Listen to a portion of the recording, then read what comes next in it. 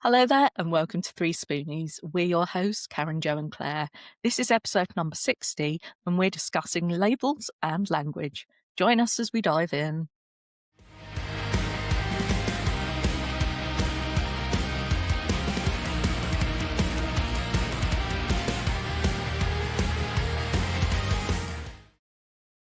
Running a business with hidden disabilities can feel incredibly lonely, especially in online spaces that constantly push hustle culture and perfection. That's why Maddie Alexander Grout created the Maddieverse. Maddie is a visibility coach for hidden disability entrepreneurs and helps people become more visible, grow their audience, and build a business in a way that works for their brain, energy, and life. The Maddieverse is a free community for entrepreneurs with ADHD, autism, chronic illness, anxiety, burnout, and other hidden struggles who want to feel less alone while growing their business. It's a space for connection, encouragement, visibility, and honest conversations with people who genuinely understand the realities of running a business while navigating hidden disabilities. Because business should feel more human, not like a constant battle to keep up. The Maddieverse is free to join. Hello, I'm Karen from Pony. And I'm Jo from Bright Cat Business Solutions with a cat. Claire from Strange Little Obsessions. And together, we're 3Spoonies navigating our way through life and business with not enough spoons. Today we're going to be talking about labels, language, and things that begin with L. Possibly, yes. You never know. We do go off on tangents. Shadow, you don't begin with L, you don't get a turn. Anyway, so when you hear the words language and labels, what does that phrase mean to you? Does it mean anything? I think for me, sometimes it can be a way to frame something. So maybe there's something you suspected, but once you've got a name for it, you can kind of understand. So sometimes it can be a positive thing, or, you know, when someone explains something to you and suddenly it makes sense, or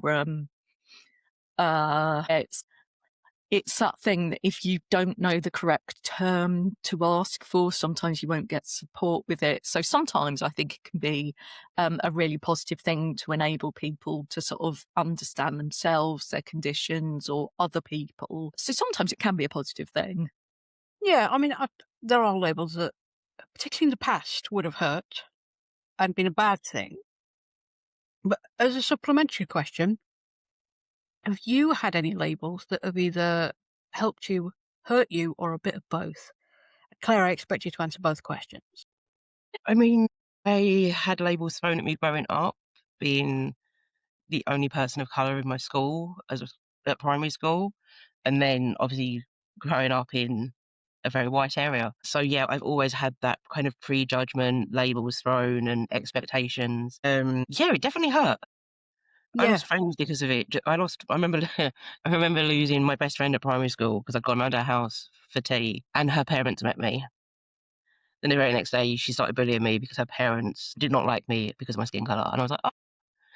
That was the first time I experienced racism. It was not nice. You know, How old was I would have been like 9, 10. I proceeded to get bullied for years by this person afterwards. So it was a long-going kind of situation. But lots of therapy. I try not to let labels bother me so much now. I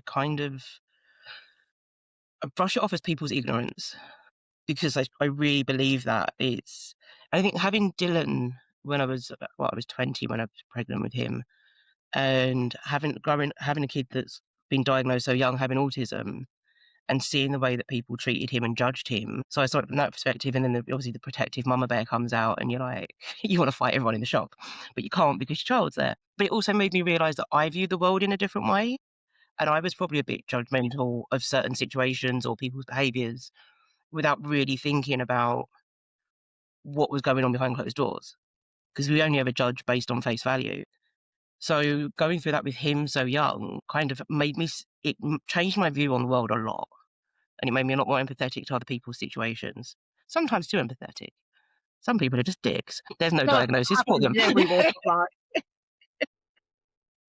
And And then I think as I was going through the whole fibro process, and that it's not so much it kind of is a label, but it's you're just being lazy and you need to have a proper job. And I think the one that hurt the most was, we used to look up to you because you were so career driven. And it's like, this is not my choice. This was such a hard decision to walk away from that. You know, it's never an easy choice to be like, you know what, I've got to put my health and myself first. We all No, struggle. especially when you're people like us who tend to be workaholics. I As used it to were. work 70-hour weeks, and that was no bother at all. And then all of a sudden, I'm struggling to do like a 4-hour day, and it's like I'd do the school run and come home, and I'd be like passed out on the sofa until I had to go and pick Dylan up from school. I'd do dinner, and then I'd be back to sleep. You know, that was my life for a while until I managed to find a bit more balance and learn to practice some self-care that I'm still learning. Yeah, I mean, as a kid, I was the gifted kid. I was smart, going to go far. But of course, gifted kids, when they're not supported, make burnt out adults. And that's where I ended up. And I crashed and burned in uni because I had mental health issues that were not being taken care of. As I now know, maybe ADHD and autism, which were not taken care of either, and dyslexia. So yeah, I crashed and burned, and I crashed and burned hard. And then I entered the world of work, became a workaholic, and periodically crashed and burned. And then I think the hardest label for me to accept was disabled. Yeah, I still don't like to accept that one, to be fair, None. because Because, I'm a workaholic. I do everything. I'm all go all the time. And not being able to, as well as sort of the grief from that, it's then that label of you are disabled. And I mean, these days I do accept it. I've had to, especially over the last maybe 6 months when my functionality was basically nothing. it's so hard though, isn't it? Because once you've been diagnosed, it's not like your health stays at that level. No.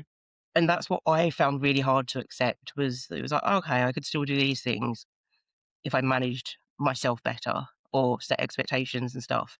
And then it's like, I'm so many years down the line and I can't do what I could like 5 years ago. Yeah. The health gets worse and it deteriorates. And I was like, I wasn't expecting that. I don't know why I didn't think of it, but I didn't. Well, we are told this disease is not progressive, when it absolutely is. Oh, That does 100%. not help. But no, the first time it really bothered me, it was in 2020, and to clear my brain from everything, I decided to dig out a new bed in the garden. And I got so far through, and my energy just went, and it's gone. And I was actually really upset at that, because at one point I could just carried on, and it had been fine. And it was the first time it hit me quite so hard.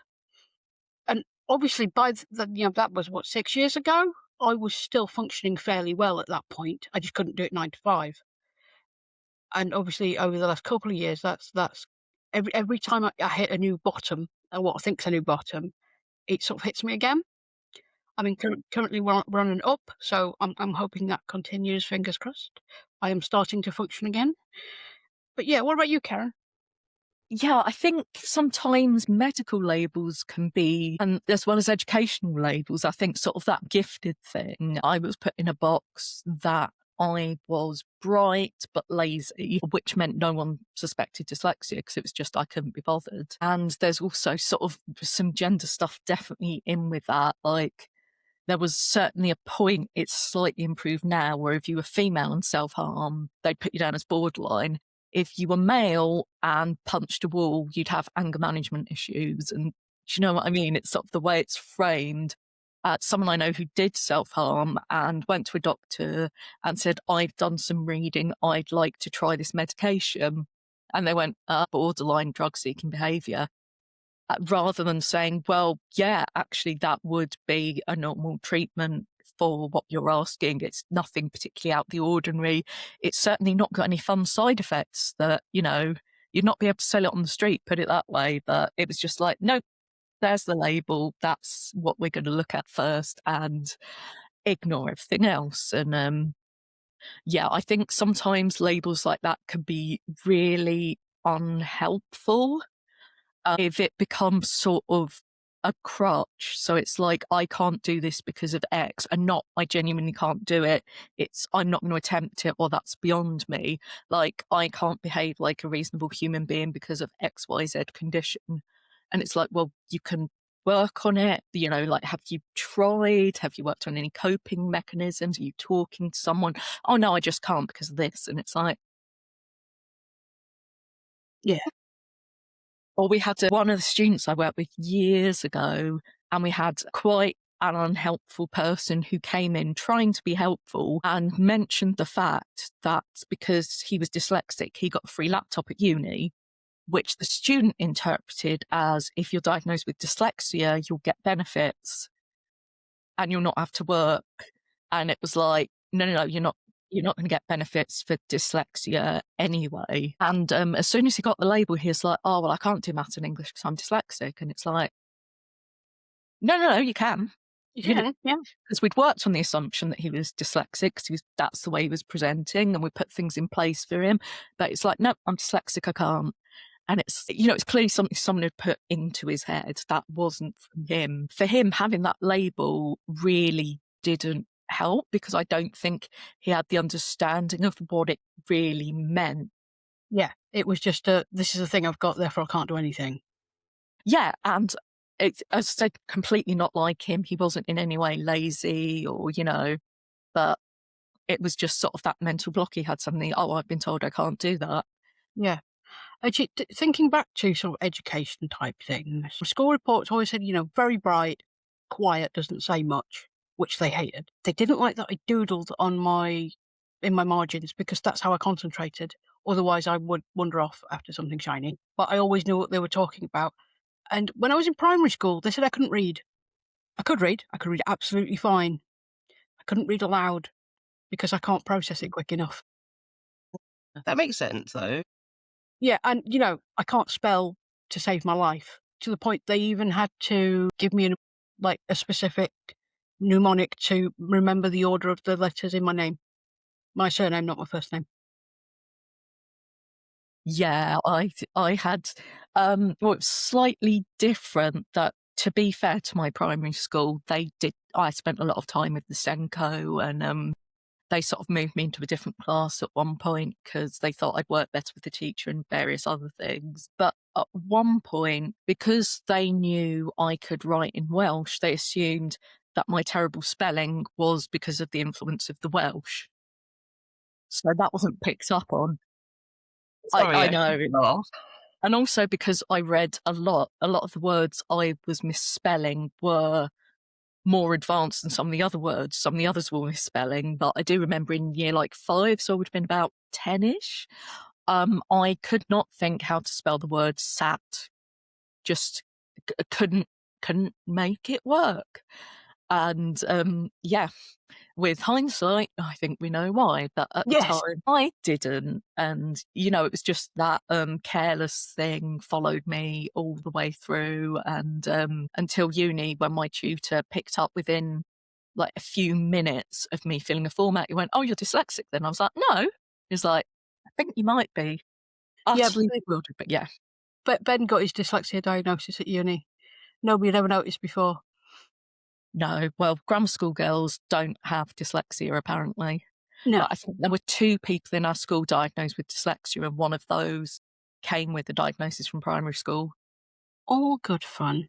We have very different ideas on what's fun. Yeah. Is there a label that you use for yourself now that you wouldn't have years ago? I mean, disabled is obviously one of them. I mean, I have one that I joke about, but that's not here or there. But no, I don't. No. No? Do you? Other than the disabled? Definitely the disabled. Probably the likelihood of being autistic, because at least among the people I know who tend to skew towards the neurospiciness, saying that to somebody makes sense. I'm not sure it would entirely to somebody who doesn't understand it fully. Yeah. Do you mind? Just wants to get involved in the conversation. He always wants to get involved in the conversation. So As a supplemental, do you think labels are more for the person using them or the person around them?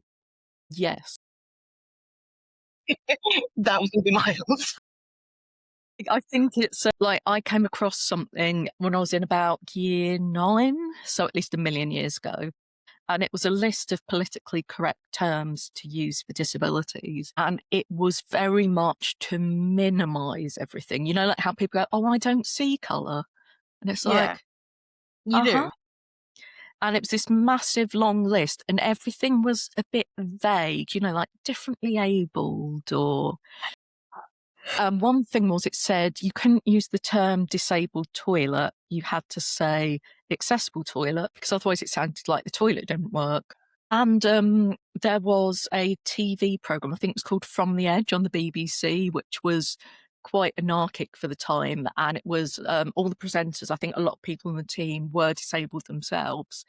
And I sent the list to them and said, look, this is the ridiculous thing that we've been given. They basically ripped it apart, which was very different to the BBC message board for, at the time, it would have been people with disabilities, called Ouch, I think, where if you said, oh, wouldn't it be nice to cure this disease? They're like, this is genocide of disabled people. And yeah, extremes of opinion and things. So, I mean, with the accessible toilet thing, one thing I would say with that terminology is it can help if someone doesn't consider themselves to be disabled. So, like, say someone's 9 months pregnant and needs to wee very urgently, or someone's broken their leg, it's in a cast, they need a bit more space, things like that, where they might go, well, am I allowed to use it? And it's like, well, if you need to, then yes. So terms like that could be helpful, but Get that, but it's kind of the way it's like, no, this is wrong. It's like, is it though? yeah, well, as I said, it's also really minimising. It's like, oh, you can do whatever you want to do. And it's like, well, I could barely get up the stairs today, so Yeah. my Olympic long jump career is probably unlikely. Very. Yeah, because there's the whole identity first language or person first language, which there is a debate over, and I hate person first language because Mm-hmm. it just sounds so, it's long winded and wishy washy and. Well, you also don't do it for any other group. You wouldn't No, say, like, this is a person with Asian skin tone no, or a person with homosexual tendencies, or you just don't. you just no, it sounds ridiculous, but it also sounds ridiculous with it, a person with disability or whatever. Especially as, you know, the community of like neurospicy, disability, chronic illness have all said, we do not like this. Yeah. And yet, sort of the medical world and society as a general are like, no, this is what's better. Yet it works, you know. We're labelling you under this. Yeah, and it's like, It's like when Karen was but saying why about aren't you you wouldn't do. acting? It's when Karen was saying about like you wouldn't describe someone like you know as a homosexual person or like an Asian person. Remember a few years back there was that phrase that the government using called BAME, Black, Asian, Minority, Ethnic. That one really bothered me. He's like, yes, I know there's less people of colour in the UK and it's predominantly a white country more. But the way it was used was so negative at the same time. Yeah, And it was just like, that was one that really bothered me. I think there's you have to let the groups that it affects choose that language. Yeah, very Yeah. much so, yeah. Because otherwise, you are just slapping a label on. It might be the wrong label. It might be offensive. And yet, like with the identity first and the person first, it's like you're getting it wrong. Even though I'm sure there's good intentions, usually, sometimes not, but you're still not listening. Yeah, well, it's also, there can be a patronising edge to it as well. Like, it's to make the person using it feel better, not the person it's aimed at. Like, oh, aren't you special? Yeah. Thanks, I'm special. Great. I mean, we've seen a lot in recent years of people reclaiming labels that were once bad, like queer. Mm. As a millennial, I still struggle with it a little bit, but I get what they're trying to do. But it's the group of people that it affects that are trying to do that. So it's not like it's an outside person trying to shove it on them. It's them I mean, taking it and using it. yeah. Do we think that's okay, or is it like there's going to be a generational rift on what's happening? Because obviously words have certain connotations to different generations. Yeah. It's I think as generations, as language changes as well, terms mean, I think you're always going to have some generation in that are offended by everything. You know, whether it's done in the right way or the wrong way, it's a hard one. Well, I personally don't have a problem with people reclaiming things, but if I'm not part of that group, I'm not going to use the term because I'm Mm. not reclaiming that. It's never been applied to me. So, and there's certainly terms that I consider to be slurs that I would not use ever, even if the entire community met up one day and agreed that X term was now okay. I still wouldn't want to use it. I wouldn't stop them, but I wouldn't feel comfortable using it. And yeah, some words that I just think have a lot of hatred behind them. And if people want to reclaim them for themselves, absolutely, that can be a really powerful thing. But that's not for me to do if it's not been aimed at me, basically. Yeah, I mean, I've seen a lot of posts in the last week or two of "Can we stop using the R word again, please?" And I haven't seen anybody use it, but I have first person I was speaking to who referred to it as the R word. I had to sort of it shook me a little bit. It's like, what word? Oh, that word. Because again, as a millennial, that was an insult in in a kid's playground, and it's always been that to me. Yeah. So There was a it's not really something I would actually call someone because it No. was just it's a kid's insult. yeah, So there it's was not something I would be able to label someone with, even if I was that kind of person to do it. if you were trying to, you wouldn't be Yeah, doing it in general terms. It's there was really funny. There was a reel on Facebook, and I hate most of the reels on Facebook, but this one really got me, and it was just like growing up, there would be certain words or phrases that were used, and it was just a laugh and a joke. It was a bit of banter, and people would take it for what it is. There was no offense taken. no, there was no malice with it. No, but then that's the thing. There was no malice with it. It wasn't meant to offend or hurt anyone. And it's like, and this guy worded it really well because he was like, "You now can't call people certain terms when in fact they are being that exact term that they don't want used." Yeah, He's like, "No one knows their place anymore," and I'm like, "That is so true." I feel slightly differently because I can't hear that word without thinking about punching down. And there's some terms that have become more general, like it used to be there were degrees of learning disability, and like idiot was one and moron was another. Yeah, And yeah, they all had a specific meaning. yeah, it was like IQ bands or Yeah, something like that. Or which is bollocks, but yeah, yeah, it's all utter nonsense and assumes that IQ is a valid way to measure someone's functionality in any case. But yeah. yeah, I don't like the words. I also didn't like it when a well-known comic did a documentary using that word as the title, especially after some people who'd been on the documentary said, I don't want to be associated with that. I wouldn't have been involved if I knew that was the title. Yeah, which is valid. Yeah, I certainly have heard it used with malice and to make people lesser. And, I think some of that is cultural. It depends on, where you grew up and who you were around. And yeah, it's not a word Absolutely. I feel comfortable using personally, but, Yeah, I mean, no, I completely I get don't that. And when anymore. I said about the reel, it wasn't based on that word; it was other things that were more oh, banter. right. Not that Okay. one. Okay. Right. I I understand suddenly now. realised what you were thinking. I'm like, no, it wasn't about that one. I just meant in a more general term. Yeah, yeah. As a lot of people describe, there's a lot of snowflake culture, which I find kind of hilarious. But it was more What to they're describe being that type of snowflakes thing. about it. Yeah. It was more to describe that than the R word because, I was going more general. Yeah, that makes sense. So, have you ever felt pressure to use certain terms because they were seen as the right terms? No, but I'm too stubborn. That's true. Mm. There's some terms I don't especially like. like I have issues with the term neurotypical. Yeah, because that sets that as a standard. Well, also, it's like before I was diagnosed as neurospicy, a lot of people would consider me to have been neurotypical. And it's like, well, Really? I have migraines. Is that typical? Like, and sometimes there can be an element where it's like somehow this thing that just happened to me or I was just born with makes me a better person than you. And sorry, I'm sliding to one side. That was very surreal. I did wonder what was happening there. I was like, Yeah, my camera was spinning round. But yeah, I don't like the term because I think it oversimplifies things and makes a bit of a them and us Yeah, type it does. thing, which I don't feel is always helpful.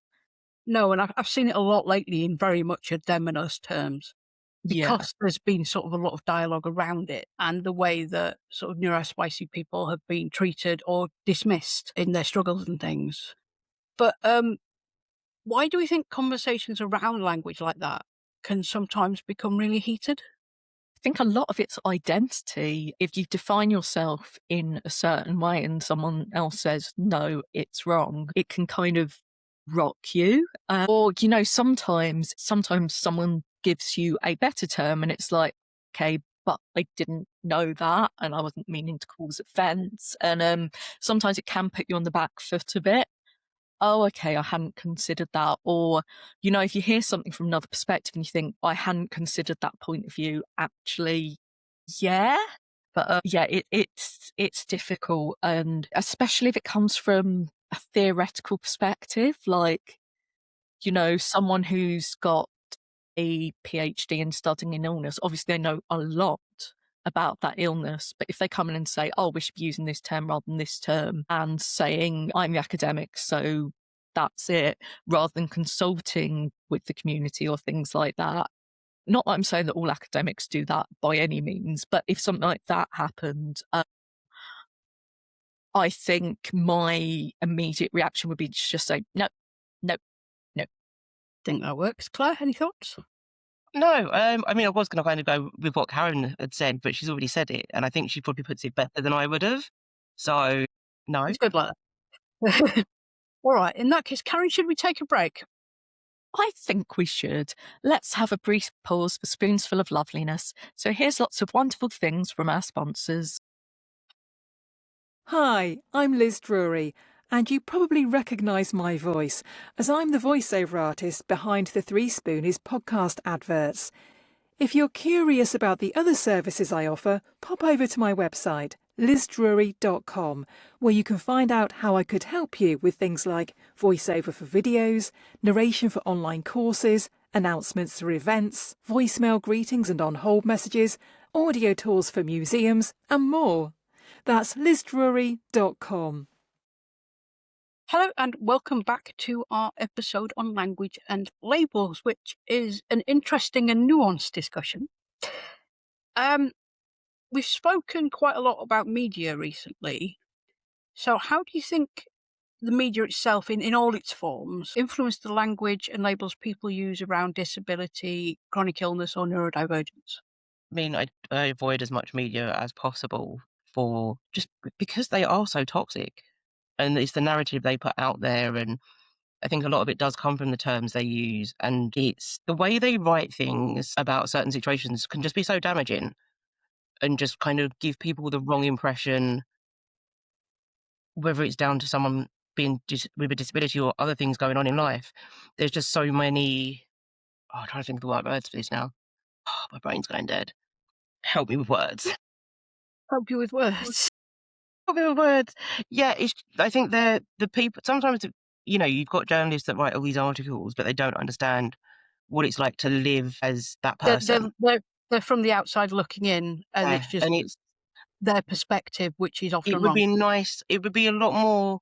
I think the way that articles are worded and put out there would be a lot more empathetic to the person that's going, what people are going through, if that person actually went through it as well. Yeah. Does that make sense? Yeah, people Yeah. need a bit of empathy. Yeah. think it's less of a universal experience as well than it used to be because, what the algorithm shows me and you and someone else can be completely different. And it's not like, back in the day on Monday evening, everyone would watch the big comedy and the next day people would be using a key phrase or whatever. I don't think it's quite the same. You could be part of a slightly different subculture and completely not understand the significance of something that's very meaningful to another group. Yeah, I get that. Are there like common words that like TV and such still really overuse and should stop? Brave. Well, I've got a whole list here. Oh, go on, share your list. I know how you feel about these words, but how do you feel about words like inspirational, brave, suffering, confined to, overcoming, or despite? So many It's of the them. whole inspiration porn thing, and I hate it. I hate it. It's Yeah. not what we're here for. It's just going about and doing what we do on a daily basis. It's not inspirational. It's dated. It's just life. Like, I don't. I think the worst bit is it's like this person is inspirational, but you're not doing that, and you've got the same problem. You're shit. Yeah. Yeah. There's also like people just living their lives aren't there to inspire you. No, they're having it tough enough as it is. Well, there's also that element of, I don't think I could do it myself. And it's like, well, it's not a lot of You- alternative, really, is No, there? you don't get a choice. No, I think it does make, especially if like you're new to like understanding like a diagnosis and stuff like that, and it's like, well, this person does this, but I can't, or even the other way around. You've had it for a while, like it's gonna make you feel a bit shit about yourself. You're just like, oh my god, this person's so similar to me, but everyone sees them as so inspirational, and yet I can't do half of that. And it's like, oh shit, what's wrong with me? I can give you a example actually, sort of. I recently went to dinner with my mother-in-law, and she was telling us about a friend she knew in Tenerife. It was a big woman, and she was complaining that she didn't see that as the reason for her health issues. But she was saying that this woman didn't leave the house, didn't get changed out of pajamas, didn't shower. And it took me a moment, and then I went, that's my life. And she just couldn't fathom how someone could live like that. And it's like, because there's only so much energy, there's only so much you can do in a day, and you have to make those choices. I think it's like seeing as how other people live and the language around that of, oh, they don't do this. Mm. But it's like they're clearly stating that they should. But it's like, you don't know their life. You see them for like when the disabled people go out. You don't see everything out that it took for No, that. you see you see a brief snippet of their life. You don't Yeah. see what's going on indoors, like how much energy it's taken to even mentally prepare yourself to leave the house, or it's a lot to go outside sometimes. It is, and do various tasks. So yeah, it's like, it was just that sort of very negative connotations of the language. It wasn't even the things that were said. It's like, it was like, Yeah. how can you live this way? And then it's Yeah, like, but I do it this way, and it's Yeah. fine. I saw something on, I think it was on Facebook, and thankfully, the person who posted it got a lot of flack for it. But they said, oh, well, one of these ones who go, oh, am I being unreasonable, in a way that they think they're being completely reasonable and want everyone to back them up. And they said, well, our next door neighbours, but they're all on PIP and their kids are on DLA, but they're running a business. It's all cash in hand, and they use the car for their business, which is supposed to be for their kids. And it's like, well, how do you know they're doing cash in hand work? Like, does the car say this is a Motability car, but if you fancy some cash in hand work, give us a bell? Yeah. No, they make Same assumptions. as when anyone else gets a car doesn't stop being a car outside of the school run. No. And you And can Robbie, work with you could be it. going out doing things for your family in the day, like just because you get PIP and like ESA or Universal Credit, it does. I think people perceive it as being like free money that you just swim around in your living room on and just like, oh, look at me, I'm filthy rich, and you're really not. Well, I think the general response is like, either you're making this up, and we hope you are, but it's like, so you know them well enough to know the benefits they're on, that they're definitely doing cash in hand work, but you don't know that you can work while on PIP. And I think the general response was, everyone was like, you're lying, or if you're Yeah. not, awful. But there were only a couple of people who went, oh, well, isn't that like it is? It's like, And how do you know the car was for the kids anyway? And it's, do you You know know, what the I mean? adult It's with such with assumption. disability that manages the car and So it's they may know some bits, like a snippet, and they've made assumptions about the rest, or it's just an outright lie because this is what the media tells them. Yeah, I mean, as I said, from the way it was written, I suspected it was a lie, but it was also in a local group. So it was like, would you you be should posting post about that your about your neighbours in a neighbour. local group? Because surely someone's going to send that back to your neighbour. Like, all it's going to take is Well, for someone to see exactly. it. Which made me think they were just lying because, and it, Absolutely.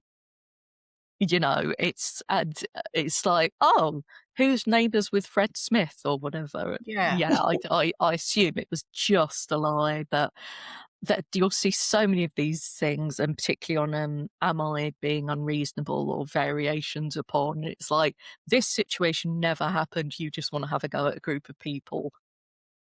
Yeah. Shut up, you. Your cat has bought my cat. Cats everywhere. Cats everywhere. Need Karen to get some cats now. But yeah, we know it creates barriers, but like people like the LGBT community, the neurospicy community, I find, shut up, that when people sort of realise this about other people's and they have that language and those labels, it's really easy to then identify something you have in common and know how to Mm. speak to somebody, and that they may be easier to actually speak to. Like neurospicy people tend to talk to each other quite bluntly. I think it helps you know that you're not the only one in the way that you feel and think about things or how you talk about stuff. You know, I think even the Spoonie kind of community, there's a lot of understanding and respect within each other because we go through it on a daily basis. So we have a lot more understanding than people that don't live with anyone that deals with it or what they go through. Yeah, Mm.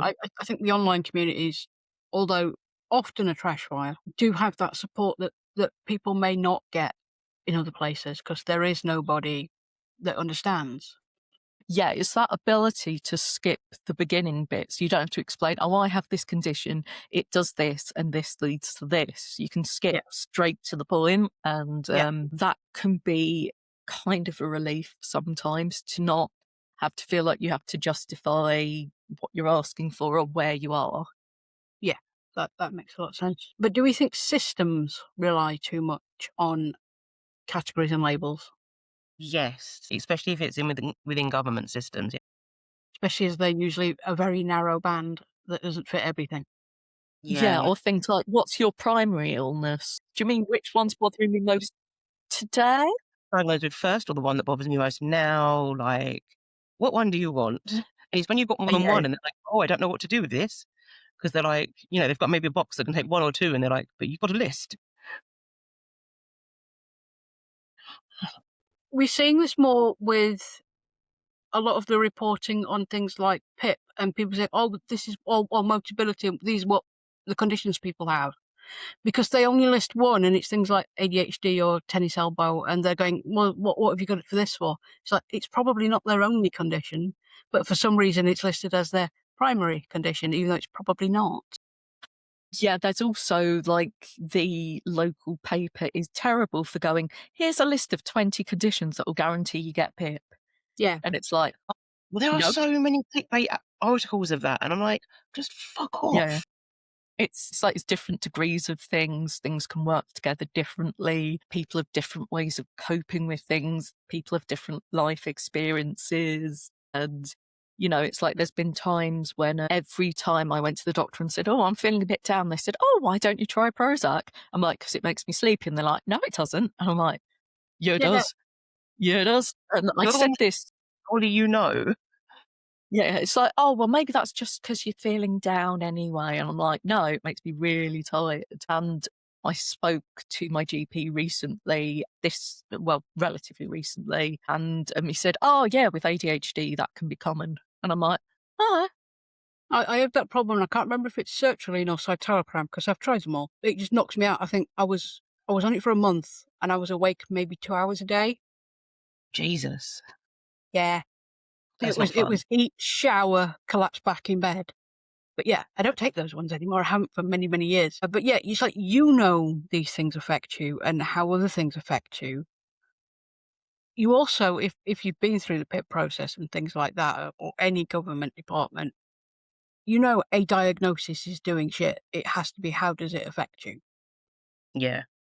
Do we think there's a danger in using language and labels like this of reducing people to just one part of themselves? Yes, but if that's the relevant part for the discussion, like, have you ever seen sort of those diagnosis letters where they start off saying, well, so and so is a lovely person, and to try and balance out all the negative things about the diagnosis? And it's like, is that relevant that you think I'm lovely or whatever? Oh, I've not seen that. That's weird. It's as I said, it's less common than it used to be. But I remember at uni when I got a letter from the doctors for repetitive strain. Basically, I was sort of going through the process of diagnosis and whatever, and she said how lovely and positive I was, and how I was really looking forward to doing an MA and and it's like, not But what's that got to do with really it? It relevant. It's not relevant at all. Thanks. Yeah, I mean, anything like that is going to be only part of you. It's, I don't know, like in a PIP assessment, I wouldn't necessarily want them to go into even more stuff than they already do. Yeah. I mean, are they seeing me as a whole human being? No, but See, I think with the PIP assessment, I think it's because I've had to do mine, Dylan's, and Ricky's. I think it's easier for them when I fill it out because I can go into loads of detail easily. And because I'm doing it for someone else, I'd rather them get the full picture of what their life is like. mm, But then I have to remind myself when I'm doing mine not to just be like a short sentence. Yeah. 'Cause I'm like, no, I need words. I think like finding the language for yourself is much harder than someone else. Absolutely. Well, if you know them well, anyway. But it's also, I think, I don't know if you guys have felt it. It kind of hits home on what you go through. And it kind of leaves me feeling like it defines me a bit. If that makes it. Yeah. I think if that's all you're dealing with on a day-to-day basis, yes, absolutely. Yeah. Because it just like, this is your label, this is what you're dealing with, this is who you are. But it's not. It's just at that point, it feels that way. Yeah. And when I do Dylan's one, I always find that one hard because there's so many things that he can do, but there's also so much that it limits him. And, you know, I love him to pieces. I would never change him. I think he's an amazing young man. But it's still hard just seeing it in black and white and having to kind of write it out and be like, shit, this is what he goes through every day, you know? And I think that you just kind of get to see it a bit differently and realize how much they go through. Yeah, it's putting that sort of laser focus scrutiny on it. Yeah. I mean, sometimes it can be a bit of a shorthand as well. Like if I was with someone in a shop, say, and they were having a bit of a wobble, if I could say, you know, they've got this condition, and people would be like, all right, okay, understand. You know, they don't know that person, but in that moment, it's like, oh, okay, they've got this condition, which is this, okay. And or people will maybe be a little bit nicer or a bit more understanding. And, you know, they don't have the full scope of that person, what's happened recently, what's happened in the past, whatever else, but they can know what to do. Or, you know, if, say, someone was behaving erratically and someone thought they were drunk, say, and then they noticed a medical alert bracelet and went, oh, they're diabetic, sugar. It's a medical thing, not, you know. That, yeah, I can imagine that happening. So following on from that, because it kind of ties in, what label do you wish people understood better? Because we can say this happens in a shop and things like this person's autistic, they're having a meltdown, yada, yada, yada. And these days, I think people would have a basic understanding. But I'd imagine there's quite a few that just look at you going out. It's a really tough one because there's so many. I think mental health in general, because it can be used for everything like I feel a bit sad to, you know, something very, very specific. And a lot of people just say, oh, it's all in your head. And it's like, yes, that's where my brain is. Yeah. So, Yeah, I mean, or I once something, had a therapist said I was just a bit sad, and then he nutted her. or sort of the way certain phrases can be seen more sympathetically than others. So, if I've got a stress related illness, that means stress has led to me becoming ill. If it's psychosomatic, I'm just imagining it. Yeah. But it's the same thing. And yeah, it's sort of just the way we have categories for mental health and physical health. And, the overlap, I don't think is really considered enough. No, I don't think it's considered at all. It's either you've got one or the other, and not that they affect each other. Mm. Yeah, it's like there was one study done that people with physical health problems said they thought it would be worse to have mental health problems and vice versa. So people thought that the one they hadn't experienced must be worse. But Yeah, that didn't sort of consider that you could have both or one could feed into the other or. yeah, makes sense. People that are like, "Oh, I've got a physical disability, but then my mental health is shit." You know, it's it's you can't words. Not my day. But yeah, they tend to interplay because we all know if your physical health is shit, especially for a long period of time, that's going to affect your mental health. Mm. But nobody sort of takes that into account. Is there a phrase you'd love to see retired completely? I can start on that one if you like. Go on. You just need to lose weight. God, yeah. That definitely needs to go. In the bin, because Write we it all out and know burn it it's as many either, times as we can. well, we all know it's either, if something's wrong with you, especially if you're a woman and you're overweight, that is either the entire problem, nothing else could possibly be wrong with you, or it's anxiety. Mm. Mm. Yeah. I think any sort of unsolicited advice.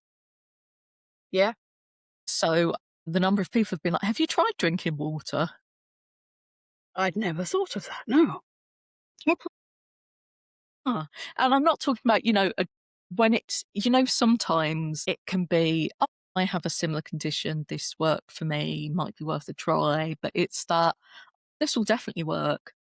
Yeah, yeah, because they know more than you about your own life condition, whatever. Yeah, it's like someone was telling me how I need to boost my immune system. And I'm like, no, my immune system hates me. You say, yeah, half the Last time, thing I that's want the to do. problem. It got too big for its boots. Exactly. I want it put back in its place, but and, sometimes it's well-meaning people and they don't mean to cause offence, or sometimes they just want to sell you something. Often, yes. Is there any language, for the final question, is there any language that makes you feel seen and sort of really hits home? Yeah, I don't know if it's a particular term. I think it's just when someone understands, either because they've had the experience or someone they know has, or you've explained it in a way that it's joined up the dots for them. It's, just that sort of understanding between you.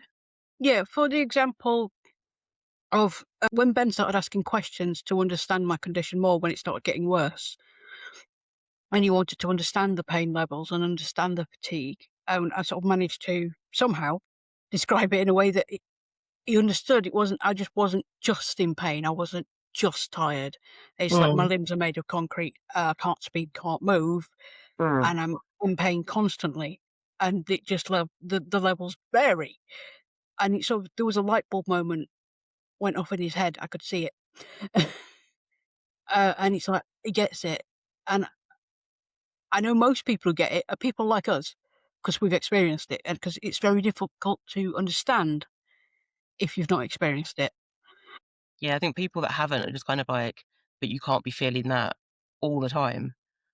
Like, it must shut off." It's like, "Oh, I wish it shut off." No, you just learn to compensate and do things around it. And if Yeah. you're really lucky, you get things that help, but it never goes away completely. I think it's like that the difference, like the reaction from people who will rally round for an acute illness, but a chronic one, they're like, "Aren't you better yet?" Yeah, I think when someone's like got an acute illness, it's like there's a time frame on it, and Mm. it's like, oh, I've done my bit, and I can go away now. And it's like, but when you've got a chronic pain that you deal with every day or some disability, it's like, oh, we're like, you do. I think you lose people as well You do. because people just don't deal with it. Well, I think there's also often more you can do in the short term. If it's like, oh, I can take you to have the cast removed, or Mm, I can fetch your prescription for you, or I can make you dinner, whereas in the short term, there's something specific to be done. Whereas in the long term, though some of those things will still exist, but there's not as much that can be done that you'll actually see results from, or, yeah, it's like, what do you need doing? Everything.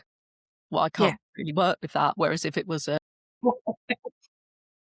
can you fetch me a knitting needle so I can scratch down the cast or whatever, which, we all know you're not supposed to do. But yeah, I think when it's longer term, it's like, oh, I can't really Especially do if it's longer anything. term and you've not had any help. It's like now everything needs doing. Yeah, it's difficult for people to get their head around, and Yeah, I think that thing where, people are like, oh, well, let me know if you need anything. And it's like, I need all the things, yeah, it's I can like, where give do you I a list. start? But yeah, I think that is something that people struggle with. Mm. That's all my questions. Do you have any final thoughts on language and labels? No is an I'd say acceptable answer. kind of yes and no. Have to be different. I think for people that aren't defined within them labels, just be kind and have a bit of empathy, because we have some tough days that we really struggle. And just a little bit of understanding can go a long way. Yeah, I think things are improving in terms of people being able to self-define and things. And sometimes just having a name to put to something can be the first point of understanding. And the fact that there is so much more understanding now of so many different conditions, and that can only really be a positive, I think. Can hopefully get better with time as well. Yeah, I mean, to be honest, a lot of young people today have just a much better way of looking at things than we did at that age. Fantastic. I like it. Karen, would you wrap us up? I shall indeed. So, thank you for joining us for 3Spoonies on labels and other things like language. That's the one. This episode was brought to you by the letter L and the number 17. We'd love to know your thoughts in the comments, especially if they're nice. Feel free to leave us a review and subscribe for our weekly podcast. You can also buy us a coffee if you like what we do. Today's bubble tea is lemon sherbet and strawberry. Links will be in the show notes for all of the things, not just for bubble tea.